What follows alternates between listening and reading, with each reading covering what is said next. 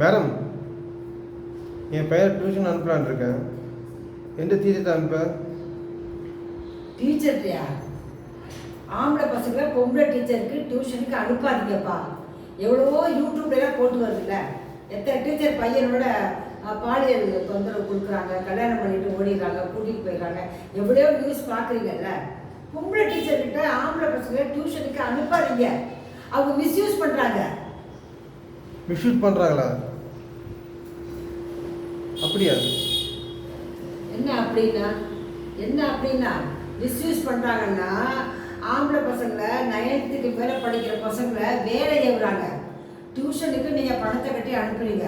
அந்த டீச்சர் என்ன பண்ணுறான்னா பசங்களை வேலை ஏவுறா. கேனை கொடுத்து போய் தண்ணி பிடிச்சிட்டு வான்னு சொல்கிறா. குப்பையை கொடுத்து குப்பையில் போய் கொட்டிட்டு வான்னு சொல்கிறா. மாடியில் துணி காயுது போய் எடுத்துகிட்டு வான்னு சொல்கிறா.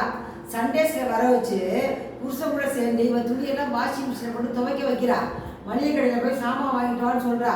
அதனால பிள்ளைங்களை வேலையே விடுறாங்க. தயவு செஞ்சு பொம்பளை டீச்சர்கிட்ட ஆம்பளை பசங்களை டியூஷனுக்கு அனுப்பாதீங்க. அவங்க மற்ற பசங்களோட சேர்ந்து வேற கெட்டு போகிறாங்க. மற்ற பசங்கள்லாம் வர்றாங்கல்ல இங்கே, அவங்க கூட வேற சேர்ந்து கெட்டு போகிறாங்க இந்த பசங்க. தயவு செஞ்சு உங்கள் வீட்டில் உட்கார வச்சு படிக்க வைங்க.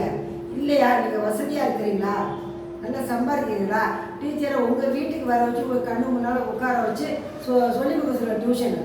அதனால் தயவு செஞ்சு ஆம்பளை பசங்களை பொம்பளை டீச்சர்கிட்ட டியூஷனுக்கு அனுப்பாதீங்க.